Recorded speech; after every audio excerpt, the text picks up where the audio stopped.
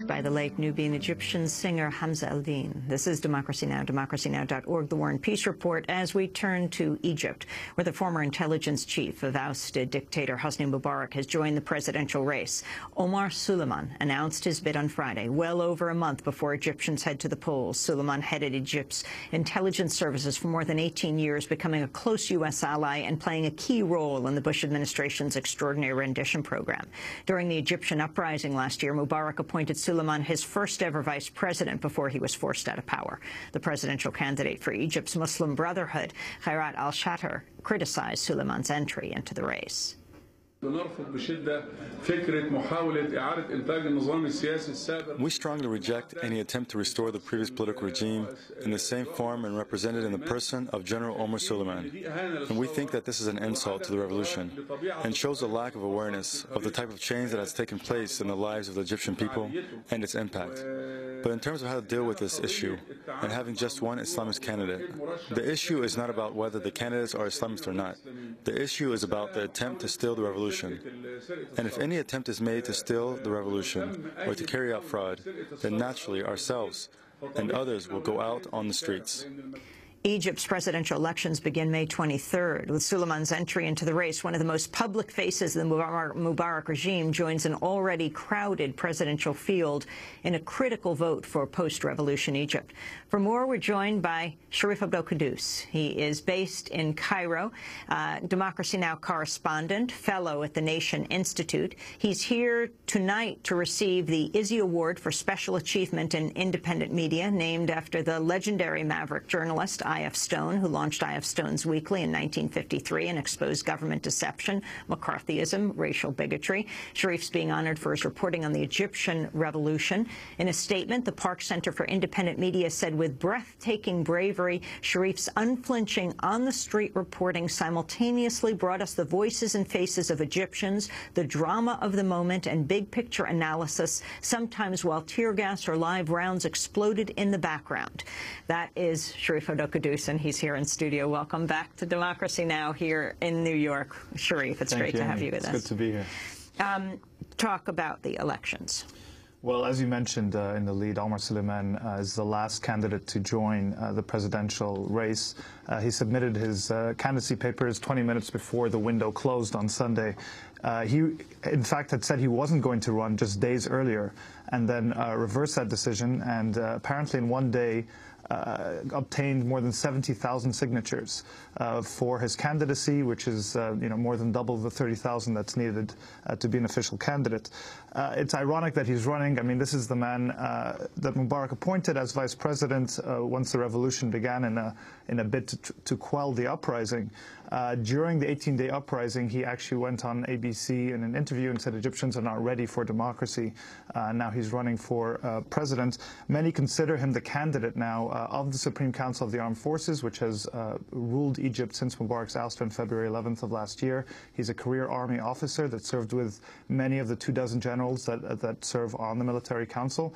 And as you mentioned, since 1993, he's been the head of the General Intelligence Services, in Arabic that's known as the Mukhabarat, a very powerful intelligence position. He played a key role in suppressing the Muslim Brotherhood and other Islamists during Mubarak's era. He played a key role in Egypt's relationship with Israel, helping to enforce the siege on Gaza, helping to crush Hamas through destroying the tunnels that provide a lifeline to Gaza. But of course, also he was the CIA's point man in Egypt for the extraordinary rendition program, and was involved, by some accounts, actually in torture itself. One prisoner who is an Egyptian-born Australian citizen by the name of Mamdouh Habib, who was rendered to Egypt, where he was, he says he was electrocuted, hung from metal hooks, suspended in water up to his nostrils. He was later sent to Guantanamo, where he was held for a number of years before being shipped back home to Australia without charge. He penned a memoir, and he said at one point that while he was being interrogated, the interrogator slapped him so hard hard that the blindfold dislodged off his eye, and sitting in front of him was Omar Suleiman. Omar Suleiman was also the liaison for the CIA in the rendition of Ibn Sheikh al-Libi, who of course played a key role in the Bush administration's justification for the war in Iraq. So that's his background, and he has now entered the race. It has caused widespread outrage in Egypt. Calls for protests have already begun for a big protest on Friday against his candidacy. A committee in Parliament has approved a law. This is not approved by the Parliament yet, just a committee putting it forward to ban any former regime members who served in top-level positions in the last 5 years leading up to Mubarak's ouster from running in the presidential election. It's not understood whether this will actually pass, especially after the nomination window closed. But that's where it stands right now. And I don't know what kind of backing he would have popularly. I mean, let's remember that on February 10th, Mubarak actually, the day before Mubarak stepped down, he tried to pass over all his constitutional powers to the vice president, to Omar Suleiman, and this was met with widespread disapproval. So we'll have to see what happens. But another key person that is running in the presidential race, as you mentioned, and we heard a clip of him in the lead, was Khairat al-Shatir. Khairat al-Shatir is probably the most powerful member of the Muslim Brotherhood. He is a multi-millionaire business tycoon who was jailed for 12 years, a total of 12 years during Mubarak's era. He ran the Muslim Brotherhood largely from his prison cell. He was released by the Supreme Council of Armed Forces in March of last year. His nomination actually caused outrage as well because it reversed a pledge by the Muslim Brotherhood not to field a presidential candidate. This is their pledge early on in the process. As we know, they dominate. They have about 50% of the seats in the legislature. They've dominated the Constituent Assembly, which we'll talk about in a moment. And they have now said they're going to field a candidate. They actually kicked out a key member, Abdul Munam Abul Futuh, who is a liberal Islamist thinker, favored by many youth and revolutionary figures, especially after the withdrawal of Mohammed al-Baradei. They kicked him out of the Muslim Brotherhood because he decided to run against their pledge, and now they're fielding this candidate. In fact, also, it's unclear. I mean, this is all part of Egypt's very confusing and erratic transition plan that's been headed by the Supreme Council. We don't know if Khairat al-Shatir will be allowed to run. He has this military court ruling against him. He was pardoned by Tantawi. But another candidate, Ayman Noor, who ran against Mubarak in 2005, a court just ruled that even though he received a pardon, he can't run.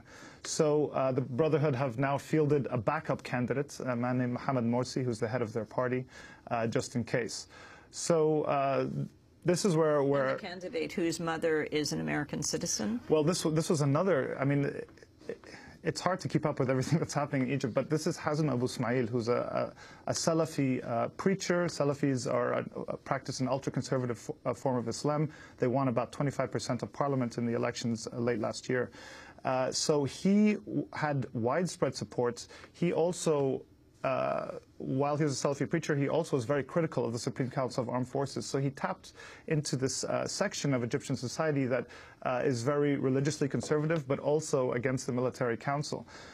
He obviously is quite anti-American in his rhetoric, and it's very ironic because the law right now in Egypt is that you can't run as a presidential candidate if you have to be born to Egyptian parents, and neither of them can have ever had any foreign citizenship.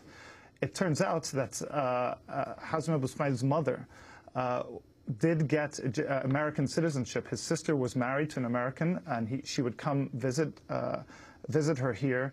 And it turns out the Presidential Elections Commission has received confirmation that he was an American citizen. The New York Times reported that she was actually registered to vote in California.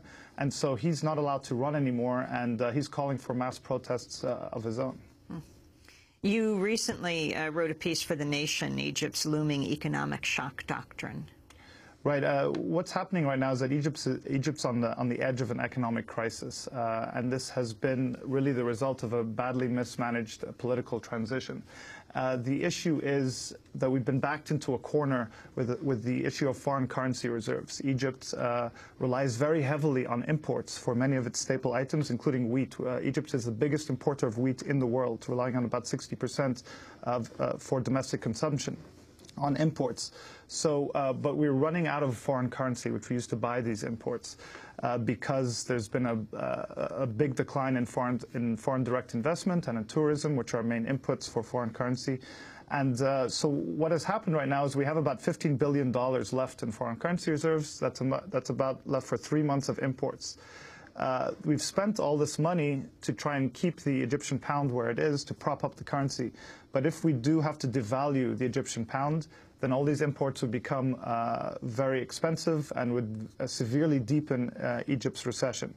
So what's happening right now is that the Egyptian government formally requested the IMF for a loan in January, a $3.2 billion loan from the IMF. Now, what the IMF does now is not impose direct conditionality as they used to with these structural adjustment programs. But what they have asked for is that the government put forward an economic reform package, which they then must agree to release the funds. So this is kind of an indirect conditionality. The government reform package was drawn up by this SCAF-appointed, military-appointed government. It was not open to public debate whatsoever. A copy was leaked to the media. Very poorly written economic report. And instead of, let's remember, this revolution was sparked in large part because of economic grievances. The revolutionary calls of bread, freedom, social justice, two of those are essentially economic calls. And the policies put forward in this economic reform package go much further towards promoting Mubarak-era policies that people in part revolted against than to promoting social justice. So there's a talk of including expanding the sales tax, which puts really the burden on the majority poor because they pay more for basic staple items. There's talk of subsidy reform, but no talk of which subsidies are going to be targeted. Egypt has about 30% of its budget spent on subsidies. So but we're putting in a position where we really need to take some kind of foreign currency loan, and so I mean, the reason it's called the looming economic shock doctrine is because we're in a position where we've been backed into a corner, and it's unclear exactly what budgetary and fiscal policies are going to be accepted to take this loan. Sharif, on a recent visit to Cairo, U.S. Congressmember David Dreyer and other U.S. lawmakers met with Egyptian parliamentarians, also with the Muslim Brotherhood presidential candidate, Harat al-Shatter. And Congressman Dreyer told reporters during a news conference future U.S. aid to Egypt remains uncertain given the ruling military council's crackdown on pro-democracy groups, including some U.S. groups. We know that the decision that Secretary Clinton made is going to see continuation of assistance, the $1.3 billion in military assistance and the $250 million in civilian assistance, that assistance is going to be continuing now. But with challenges that lie ahead, questions that exist, there is no certainty about that. That'll be a decision that we in the United States Congress will make. And again, I can't predetermine the outcome. Egypt was the biggest recipient of U.S. aid after Israel. Well, Congress passed a law that they have to prove that Egypt is going on a democratic path to release the funds, but the Obama administration actually waived that on national security grounds and has continued the same policies of many U.S. administrations in providing military aid to Egypt. So we'll have to see where that goes. One thing I want to mention before we run out of time is that there was news that just broke just before we went to air, again throwing Egypt's political process up in the air, that a court has ruled that the panel that the parliament has drafted, a 100-member panel to write up the country's next constitution, has been suspended completely.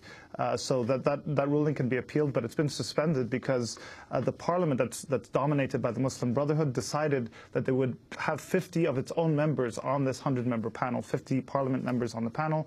About 60% of the people on this 100-member panel were in some way affiliated with the Muslim Brotherhood or the Salafi movement. And so this caused outrage. About 24 or a quarter of the panel's members have walked out from